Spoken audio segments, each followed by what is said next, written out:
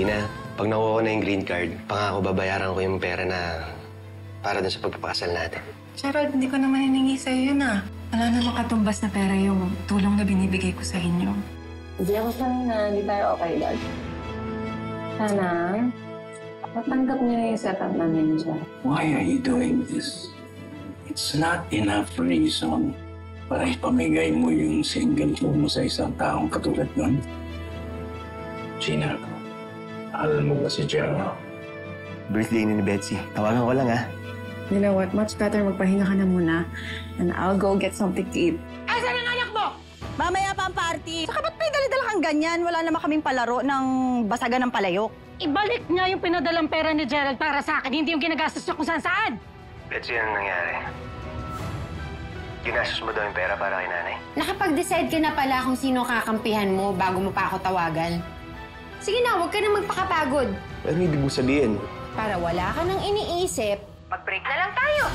Alam mo, Gina, siguro miserable na buhay ng ex mo ngayon. Bakit naman nabanggit yung ex ko? Actually, nakita ko yung ex ko kanina. He was proposing to his girlfriend and he was so happy. Nalok ba siya?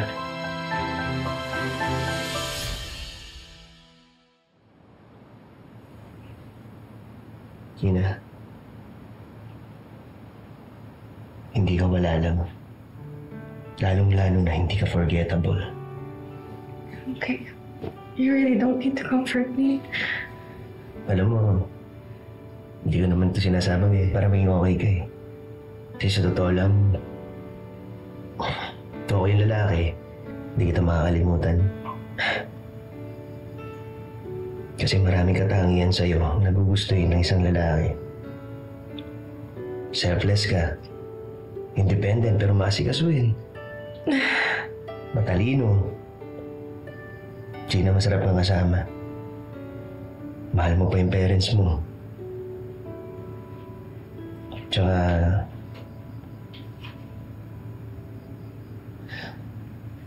napakaganda mo.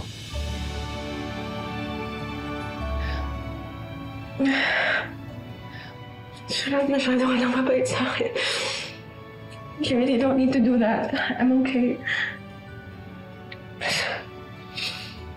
Hindi mo kawalan yung lalaking yun. Kawalan yan, hindi ka niya sineryoso. Maswerte yung lalaking mamahalin mo. Maswerte na rin ako kahit paano kasi mag-asawa tayo.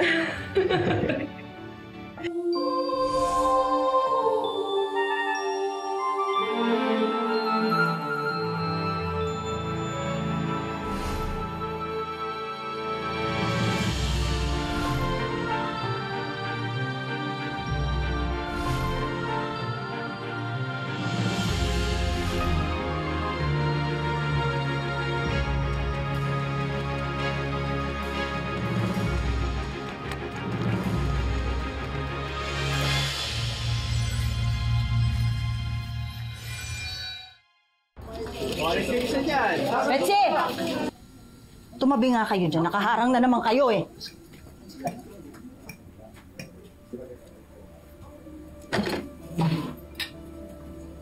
Ano? Nagsumbong na yung hilaw mong biyanan kay Gerald, no? Naririnig ko kayo nagbabangayan sa kwarto eh. Nailayan niyo na muna ako. Engot ka rin eh. Naitigilan niyo na muna ako. O bakit? Hindi ba syunga ka? Nakipag-break ka. Sino magbigay ng pera sa'yo ngayon? Buti kung papatol ka ulit sa matandang mabaho. Kung ako sa'yo, makikipagbati ako.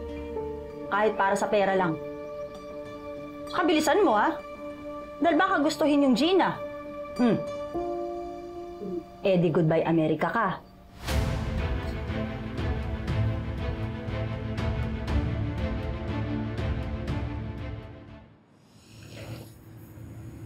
Alam mo, matulog ka na. Tulog ka na. Aman pa yan. Ka? Pahinga lang. Hindi okay. Okay.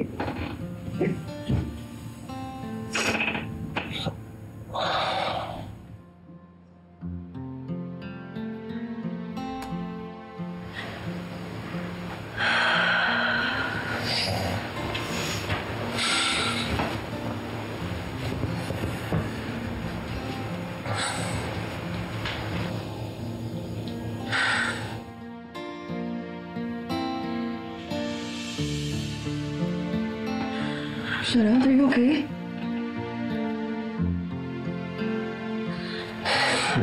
Nilalabig lang.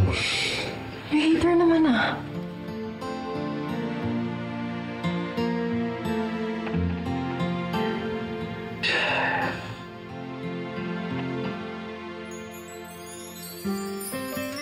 You'll be okay.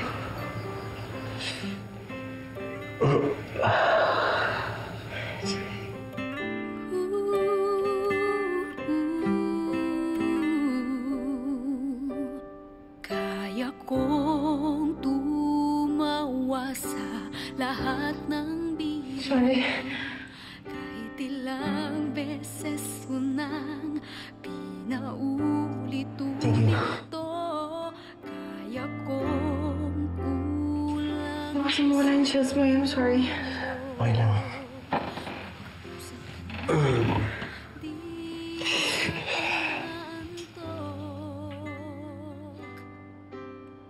Kaya kong gawin lahat ng hilingin mo sa'kin, ngunit di ko lang magagawang aminin. Thank you.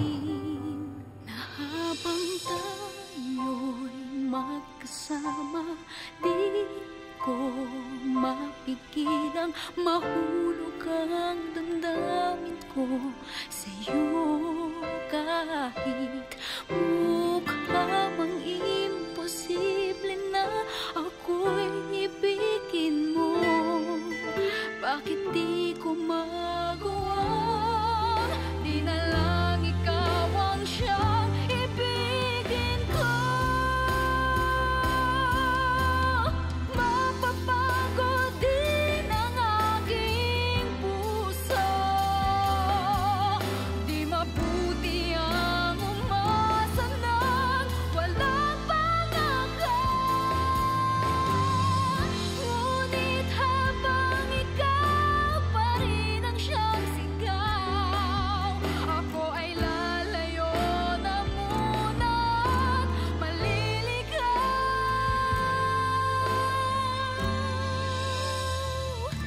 Baka sakali lang naman matagpuan ng tunay na pag-ibig na walang hanggan.